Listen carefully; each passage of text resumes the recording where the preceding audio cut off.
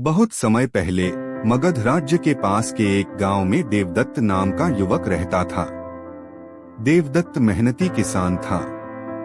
खेत में जी जान से काम करता, परिवार का पालन पोषण करता, लेकिन उसमें एक ऐसी कमजोरी थी जिसने उसकी सारी अच्छाइयों को ढक लिया था, और वह थी क्रोध। देवदत्त का गुस्सा इतना तेज था कि छोटी सी गलती पर भी वह तिलमिला उठता। कोई थोड़ा सा विरोध कर दे तो वह चीख पड़ता। कभी अपने दोस्तों पर, कभी अपने भाइयों पर, कभी खेत में काम करने वाले मजदूरों पर उसका क्रोध हर जगह फूट पड़ता। धीरे धीरे गांव के लोग उससे दूर होने लगे। लोग कहते, देवदत्त मेहनती तो है, लेकिन उसके पास जाना आग के पास बैठने जैसा है। पता नहीं कब जल जाए। क्रोध का दंश। एक बार की बात है, खेत में काम करते समय उसका साथी किसान गलती से उसकी नहर की मिट्टी तोड़ बैठा। पानी का रुख थोड़ा बदल गया।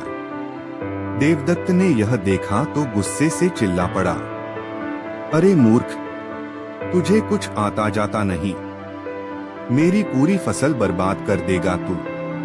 तेरे जैसे लोगों के साथ काम करना ही सबसे बड़ी गलती है। उसका साथी चुप रहा, लेकिन आंखों में आंसू भर आए। उसने सोचा, मैं तो गलती से ठोकर खा गया था, पर इतना बड़ा अपमान क्यों सहना पड़ा।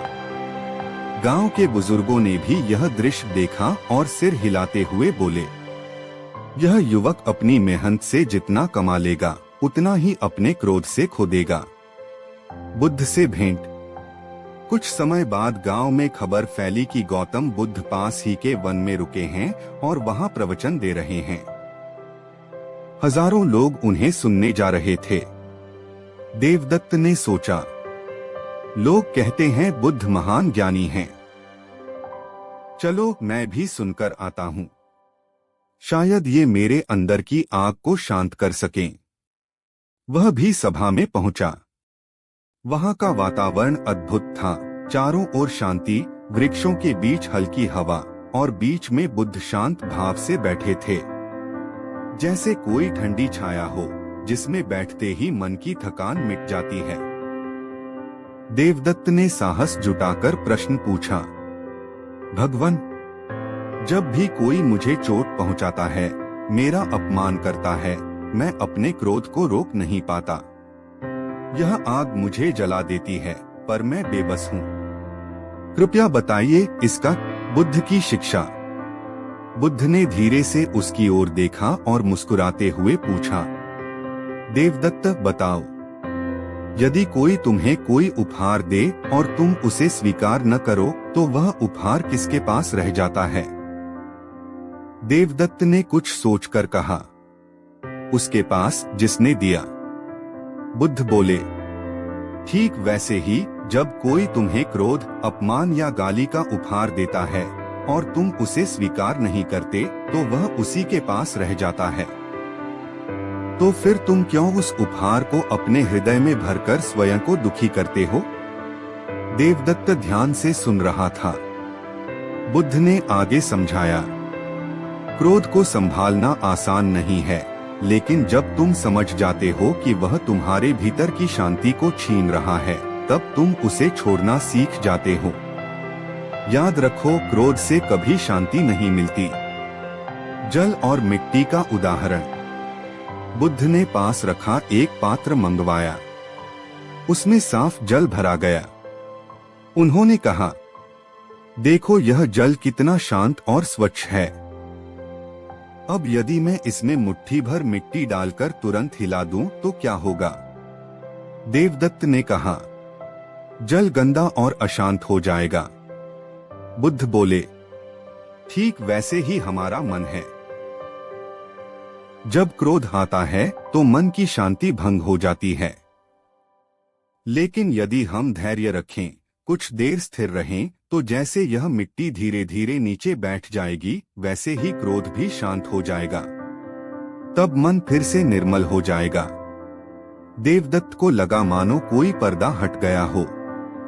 उसने पहली बार समझा कि उसका क्रोध दरअसल उसकी कमजोरी नहीं, बल्कि एक परीक्षा है और परीक्षा में संयम ही परिवर्तन की शुरुआत। देवदत्त ने उसी क्षण प्रण किया कि वह अपने क्रोध को जीतने की कोशिश करेगा।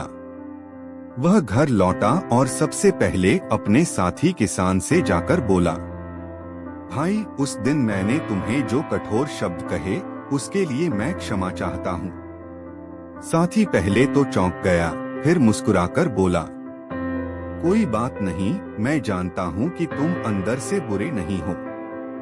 उस दिन के बाद से देवदत्त ने हर बार गुस्सा आने पर बुद्ध की बातें याद करना शुरू कर दिया। जब भी क्रोध उमड़ता, वह गहरी सांस लेकर सोचता, यह तो बस मिट्टी है, मुझे इसे हिलाना नहीं, शांत होने देना है। धीरे धीरे उसके चेहरे पर एक नई शांति आ गई। उसके शब्दों में मिठास आने लगी। गांव के लोग हैरान रह गए। यह वही देवदत्त है जो हर वक्त क्रोध से भरा रहता था।